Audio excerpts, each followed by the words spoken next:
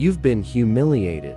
Maybe it was public, maybe private, but in that moment, you felt something worse than anger. You felt powerless. Why do some people seem immune to humiliation while you replay embarrassing moments for years? Why can others brush off public criticism while you lose sleep over a single comment? Here's the dangerous lie: that humiliation happens to you, that it's something others do to you, and your only defense is to be perfect, avoid mistakes, stay small. It's keeping you defenseless. The truth: humiliation isn't something that happens to you, it's something you allow. It's not about what others say, it's about your reaction. Today, you're learning 11 dark power lessons Machiavelli understood 5 centuries ago that separate those who can be humiliated from those who cannot. But let me be clear, this knowledge is for protection, not destruction. These are defensive strategies that make you immune to humiliation, that shield your dignity, that transform you into someone whose self-worth cannot be touched by external judgment. Drop this affirmation in the comments: I am impossible to humiliate. 11 lessons, each one armor that makes humiliation impossible. These truths will challenge everything you've been taught about handling criticism and protecting your dignity. By the end, you'll understand why people who are truly impossible to humiliate never defend themselves at all. Number 1. You cannot be humiliated without your consent. Machiavelli wrote in chapter 19, "A prince is respected when he declares himself without reservation." What he understood: your power lies in choosing your position, not in what others say about you. Society conditions you to believe humiliation is done to you, that when someone criticizes you publicly, embarrasses you, exposes your mistakes, you have been humiliated. This framing makes you a victim, makes you powerless, assumes other people control your dignity. This foundational lie keeps you vulnerable. As long as you believe humiliation comes from outside, you'll spend your life trying to control other people's words, opinions, perceptions. You'll exhaust yourself managing how others see you, and you'll fail. But here's what they never told you: you don't need to. Humiliation is a two-person transaction. Someone attempts to humiliate you, that's their action. But humiliation only completes when you accept their judgment as valid, when you internalize their assessment, when you agree that what they've said diminishes you. Without your participation, their attempt fails. They throw the punch, but if you don't flinch, don't absorb it, don't give it meaning, it lands on nothing. Think about the last time you felt humiliated. Someone said or did something, but then what happened inside you? You agreed with them. You thought, they're right, I do look foolish. That internal agreement, that's where humiliation actually occurred. Not in their words, in your acceptance of their words as truth. Someone insults you publicly, and you simply don't care. You hear their words, register their intent, and feel nothing. No shame, no embarrassment, no need to defend. You're completely indifferent to their assessment. What's happened? They attempted humiliation, but you didn't participate. You didn't complete the transaction. They cannot humiliate you because you've removed the one ingredient that makes humiliation possible: your agreement. Your ego is either internally or externally validated. If externally validated, you need others to confirm your worth, which means they can deny your worth, that's vulnerability. But if internally validated, if you've decided who you are independent of others' opinions, their opinions become irrelevant. They're attacking their perception of you, and their perception is their problem. Refusing to participate isn't arrogance or delusion. You're not pretending you're perfect. You're rejecting that another person's judgment defines you. Constructive criticism from people you respect still has value. But humiliation attempts, those dismissive judgments designed to make you feel small, you don't have to participate. Drop this affirmation: I do not participate in my own humiliation. Number 2. Shame is the weapon, shamelessness is the shield. Machiavelli observed in chapter 18, "Everyone sees what you appear to be. Few experience what you really are."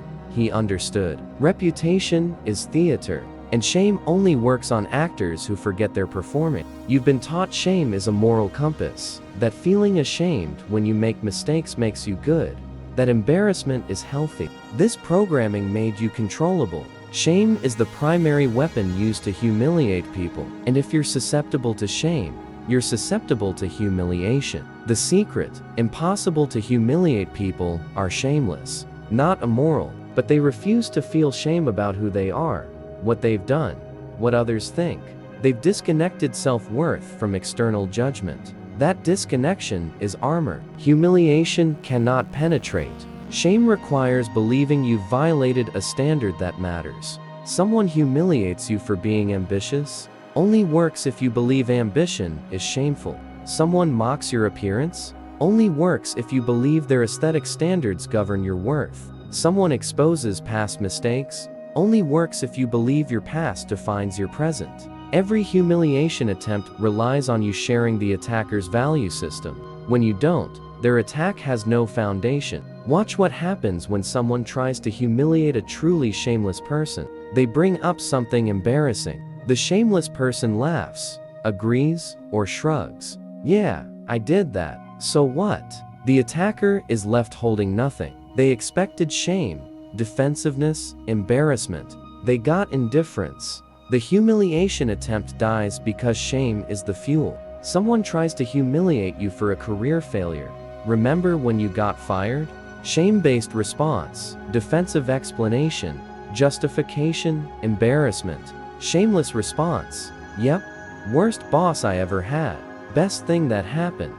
You acknowledged the fact without accepting shame. You removed power from their attempt by refusing to feel diminished. Shamelessness doesn't mean no standards. It means your standards are yours, not theirs. You know what you're proud of and working on, but you don't outsource self-assessment to people who don't have your best interests at heart.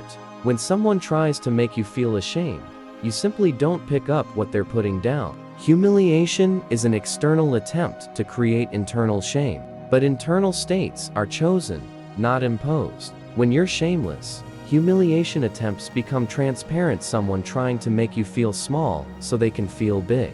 Drop this affirmation: I am shameless in my self-worth. Number 3.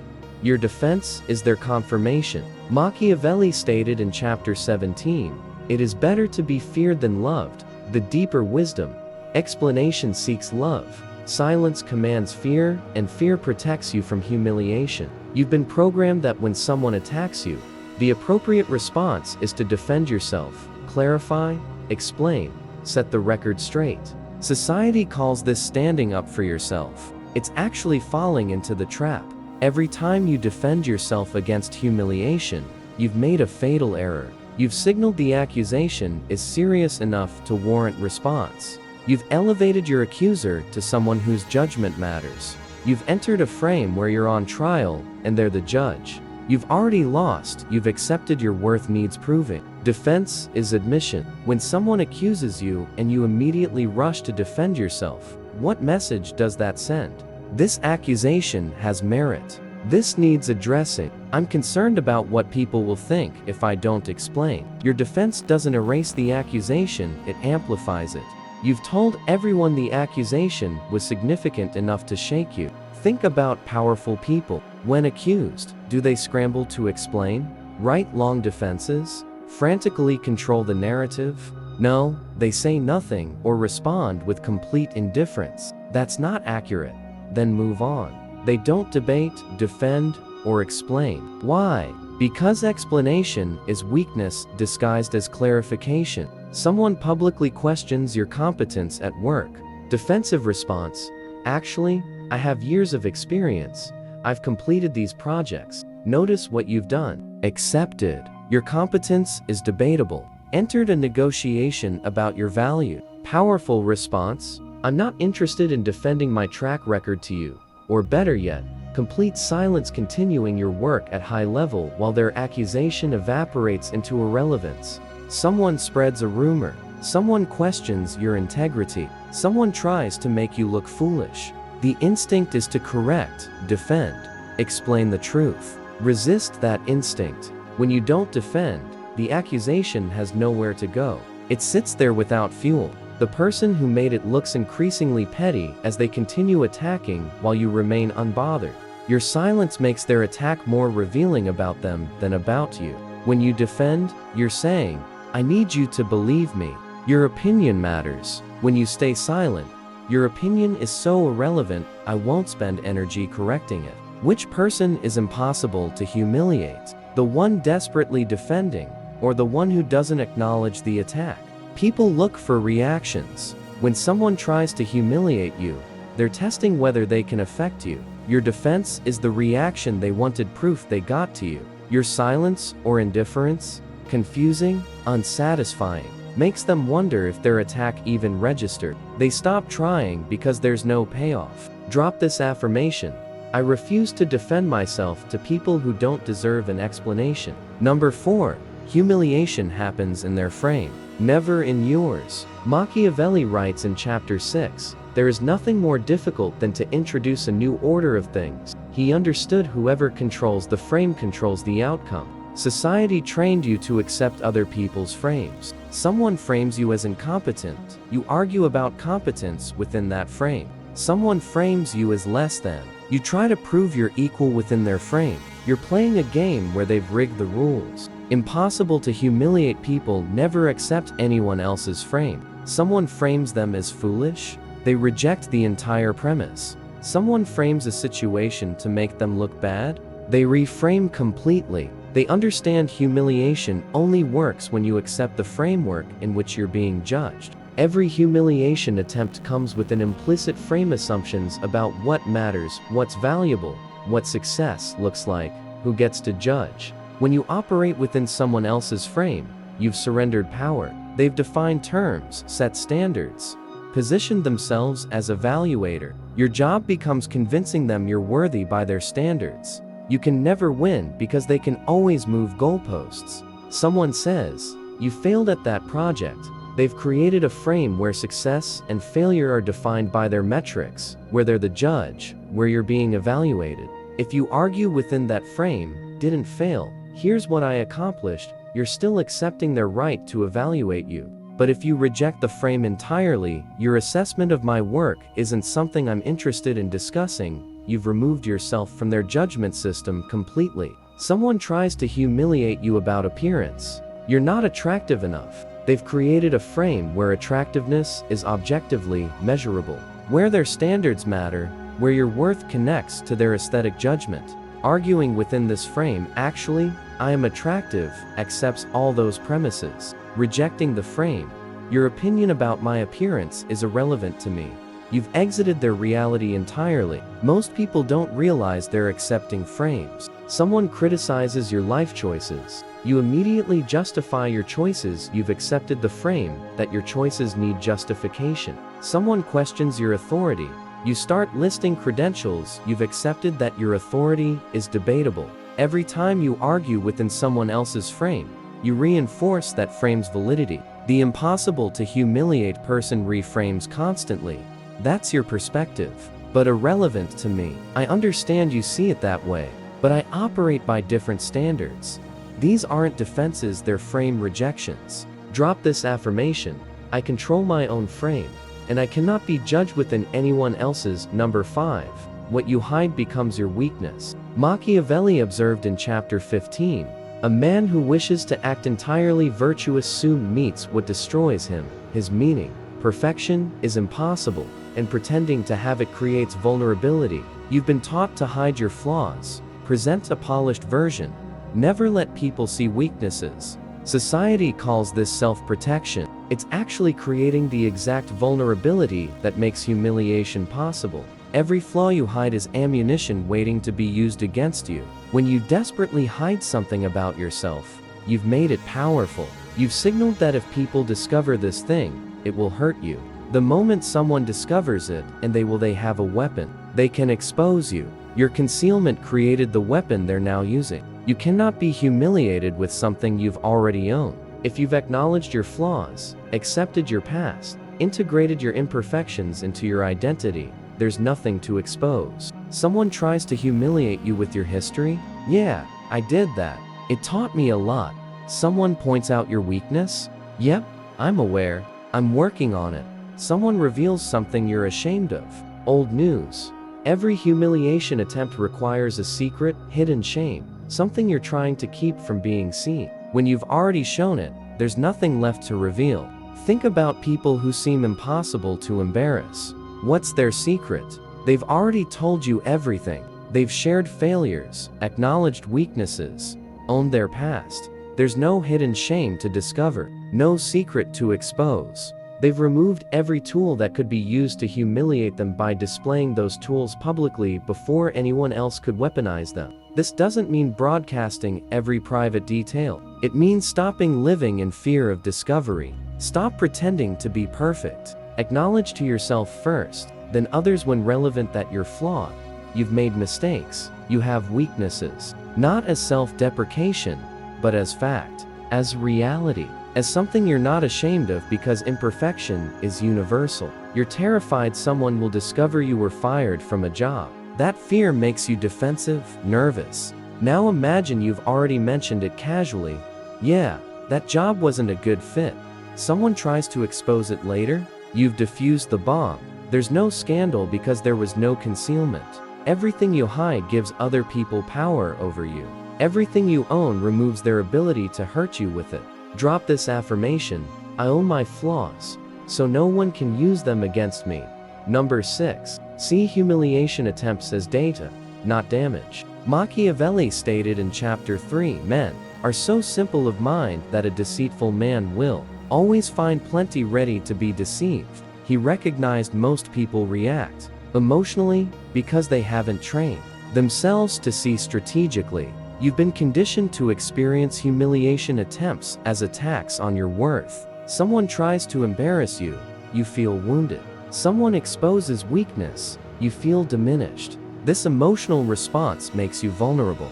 As long as humiliation attempts trigger emotional reactions, they're succeeding. The impossible to humiliate person sees differently. When someone tries to humiliate them, they don't experience an attack, they receive information. They're collecting data about who that person is, what they're insecure about, what strategies they use. The humiliation attempt becomes interest and not painful, revealing about the attacker, not defining about the target.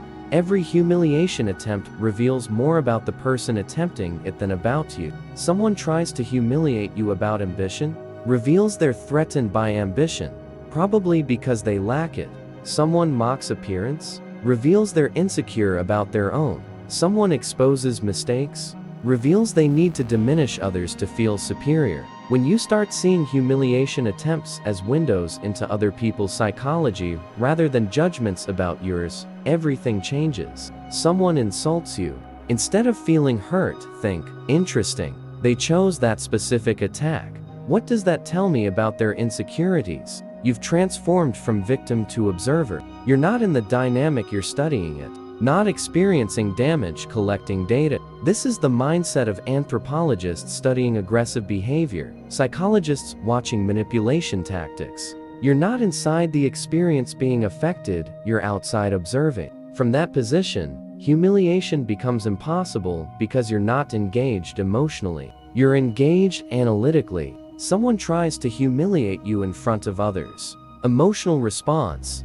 embarrassment, defensiveness, hurt. Analytical response: they're trying to elevate themselves by diminishing me in front of an audience. That suggests they feel inferior and need witnesses. The specific insult reveals what they think will hurt me, which tells me what hurts them. Fascinating data about their psychology. One position makes you a victim, the other makes you a researcher. Drop this affirmation: I see humiliation attempts as data about others, not damage to me. Number 7. Expose yourself before others can expose you. Machiavelli wrote in Chapter 12, the chief foundations of all states are good laws and good arms. Deeper principle: the best defense is eliminating the attack surface before battle begins. You've been taught to protect your image, curate how people see you, manage reputation by controlling information. Society calls this smart branding. It's actually strategic weakness. Everything you're protecting can be used against you. Every carefully managed image can be shattered. Every secret can be weaponized. The impossible to humiliate person does something counterintuitive. They expose themselves first, not from self-destruction, but strategy. They control the narrative about their flaws, failures, weaknesses by being the first to share them. They remove the element of surprise that makes exposure humiliating. They defuse bombs before others can detonate them. Humiliation requires revelation. Someone discovers something you didn't want known and reveals it in a way that makes you look bad. But if you've already revealed it yourself, on your terms, in your framing, there's nothing left to discover. The weapon has been removed from the battlefield. Think about public figures who become impossible to scandalize. They've already told you everything. They've written about failures, discussed weaknesses publicly, owned past mistakes. When someone tries to expose them later, the response is, yes, I've talked about that extensively. The exposure attempt fails because there's nothing to expose. You made a major mistake at work 2 years ago. Don't wait for someone to bring it up to undermine you. Bring it up yourself first. I made a significant error on that project. Here's what I learned. You've removed its power as a weapon. Someone tries to use it later? Yeah, I've addressed that. We're past it. They have nothing. You have a gap in your resume? A failed business? Whatever you're terrified someone will discover, own it first. Tell the story yourself before someone else tells it. Frame it your way before it gets framed against you. The humiliation power of any fact comes from discovery and framing. When you control both, humiliation becomes impossible. Preemptive disclosure eliminates surprise. It normalizes information before it can be sensationalized. Drop this affirmation: I control my narrative by exposing myself before others can. Number 8. Train yourself not to hear certain voices. Machiavelli advises in chapter 23, a prince ought to take counsel, but only when he wishes. He understood. You control who has influence by controlling whose input you process. Society taught you ignoring people is rude. You should hear everyone out. Every opinion deserves consideration. This sounds noble. It's destroying you. Not every voice deserves access to your consciousness. Not every opinion merits consideration. Treating all feedback as equal is how you end up humiliated by people whose judgment shouldn't matter. The impossible to humiliate person has trained selective deafness. Certain people's voices literally don't register, not through anger or deliberate dismissal, but through genuine indifference. They've trained their mind to categorize some voices as irrelevant noise, the same way you tune out traffic sounds. The voice speaks, but nothing is processed. Nothing is internalized. Nothing creates emotional response. Your attention is finite and valuable. When you give everyone access to your internal state through considering their opinions, you're defenseless. Every critic, every jealous person, every insecure attacker gets to live in your head rent-free. You're processing their judgment, considering their perspective, defending yourself internally. They're humiliating you without being present because you're doing the work by continuing to process their voice. Someone whose opinion you've categorized as irrelevant tries to humiliate you. They speak. You hear sounds, but nothing registers emotionally. It's like listening to someone speak a language you don't understand. Sounds happen, but no meaning is extracted. You're physically present, psychologically absent. Their humiliation attempt hits a wall of complete indifference because your mind has been trained not to process input from that source. This is different from deliberate ignoring, which requires effort and reveals you're affected. Selective deafness is effortless, automatic. It's psychological spam. Filtering certain inputs are automatically categorized as not worth processing and discarded without reaching conscious awareness. You decide whose opinions matter. You make a list. These people's feedback deserves consideration because they know me, respect me, want what's best for me. Everyone else? Background noise. Once you've made that decision consciously, your unconscious implements it automatically. Drop this affirmation: I choose whose voices reach me, and I filter out irrelevant noise. Number 9. What they call failure, you call information. Machiavelli observed in chapter 25, fortune is arbiter of half our actions, but she still leaves us to direct the other half. Outcomes are partly beyond control, but your interpretation is entirely within it. You've been socialized to fear failure, see mistakes as shameful, experience setbacks as humiliation. Society taught you failure reflects your worth, mistakes expose inadequacy, Public failures are sources of lasting shame. This programming makes you vulnerable. Every time something doesn't work out, the impossible to humiliate person has completely reframed failure. They don't experience it as identity statement or shame. Source. They experience it as information, data about what doesn't work, feedback about what to adjust. The emotional charge has been removed from failure entirely. Someone tries to humiliate them with past failures? Yeah, that approach didn't work. Here's what I learned. Humiliation from failure only works if you agree failure is shameful. But failure is only shameful within a specific value system, one that says your worth is determined by constant success. Mistakes are unacceptable. Setbacks reflect character flaws. This is a value system designed to keep you small and afraid. When you reject it entirely and adopt a different framework, failure is feedback. Mistakes are education. Setbacks are redirection. Humiliation attempts based on your failures lose all power. Think about scientists. They run experiments that fail constantly. Do they experience each failed experiment as humiliation? No, they experience it as data. This hypothesis was wrong. Adjust and test again. That's the exact mindset that makes you impossible to humiliate. Every failure is just an experiment that revealed what doesn't work. Every mistake is information about what needs adjustment. Every setback is redirection toward a better path. Someone tries to humiliate you about a business that failed. That business taught me what customers actually want. The failure was worth the education. Someone tries to embarrass you about a relationship that ended badly. That relationship showed me what I need and won't tolerate. The ending was informative. The reframe removes humiliation. You're not defending the failure or pretending it didn't hurt. You're recategorizing it as valuable information rather than shameful defeat. Drop this affirmation. My failures are information, not identity.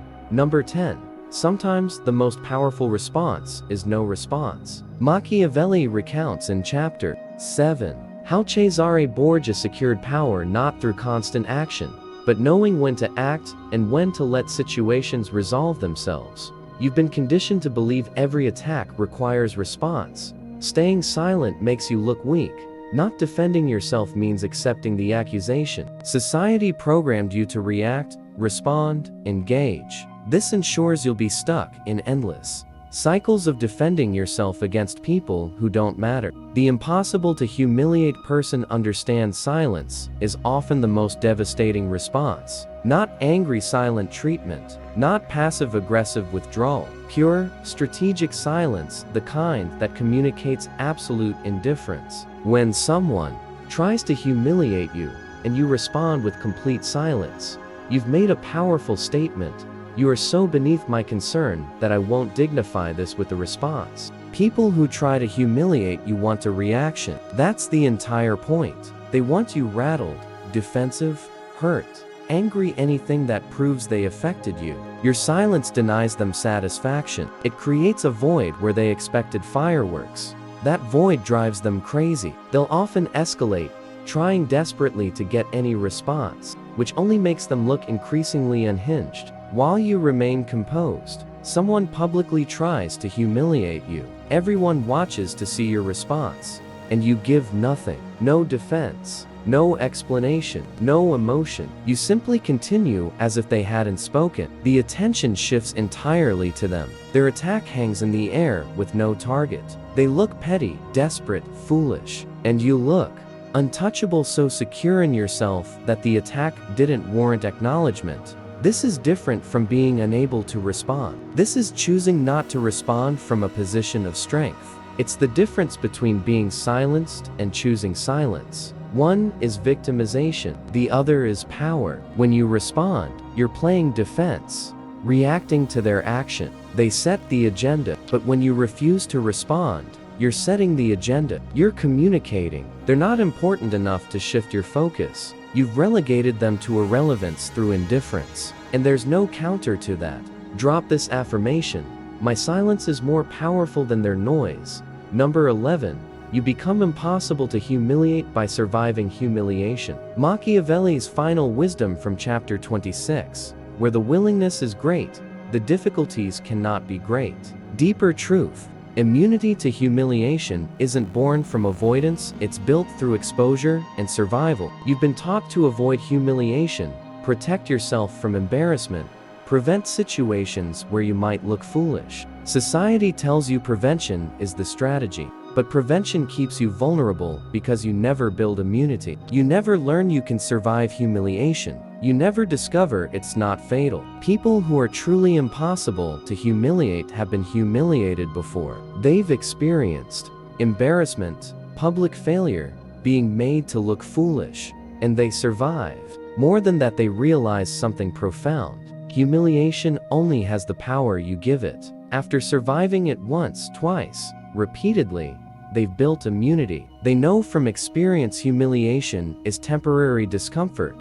not permanent damage. And that knowledge makes them untouchable. Your fear of humiliation is worse than actual humiliation. You spend enormous energy avoiding situations where you might be embarrassed. You stay small to stay safe. You don't take risks that might lead to public failure, all to avoid an experience that, when it actually happens, you discover, isn't as devastating as you feared. The anticipation is torture. The reality is survivable. Think about the first time you experienced real humiliation. It felt world-ending in the moment. But you're reading this now, which means you survived. Time passed. People forgot. Life continued.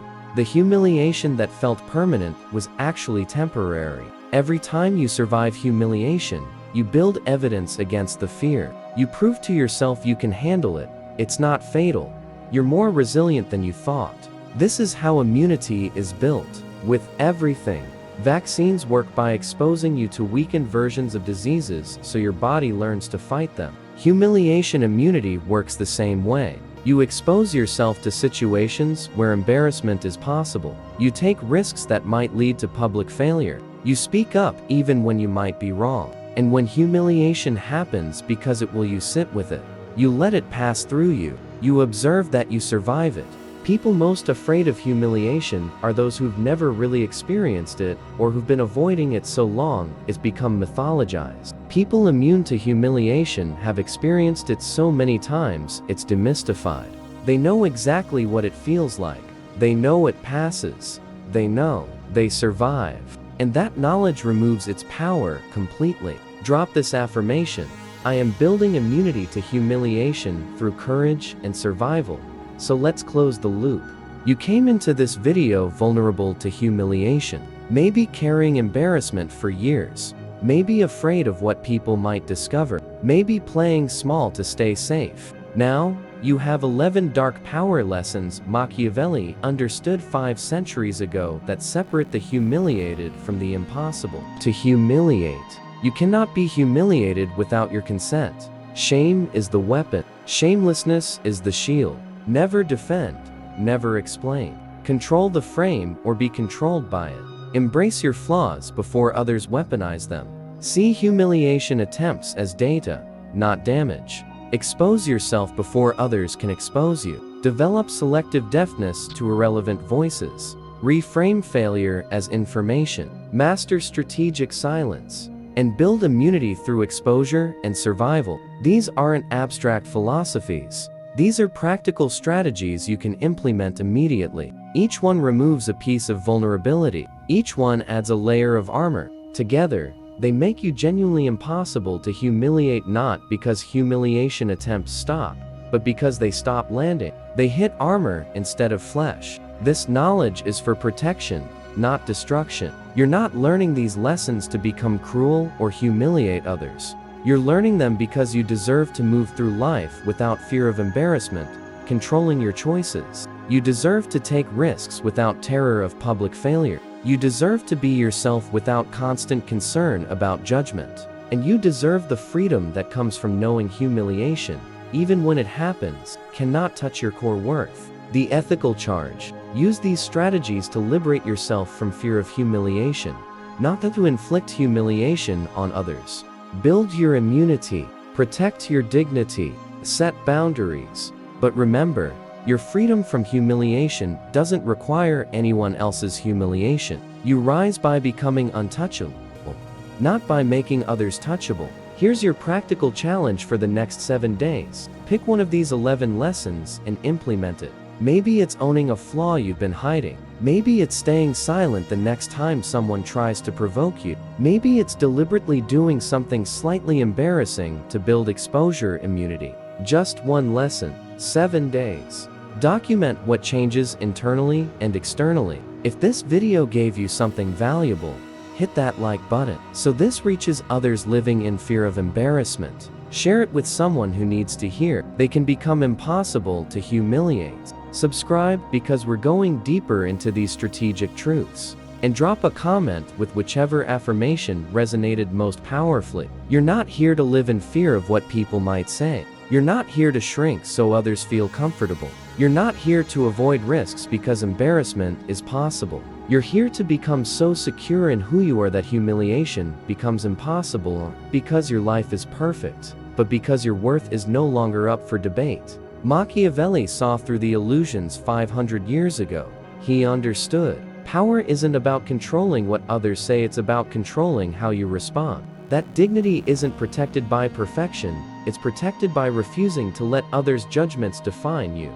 Today, you make that decision. Today, you become impossible to humiliate. Not tomorrow, when you're more accomplished. Not next year, when you've fixed all your flaws. Today, right now. With all your imperfections, with your full history, with everything someone might try to use against you, you decide humiliation requires your participation, and you withdraw your participation permanently. Stay strategic, stay ethical, and stay powerful.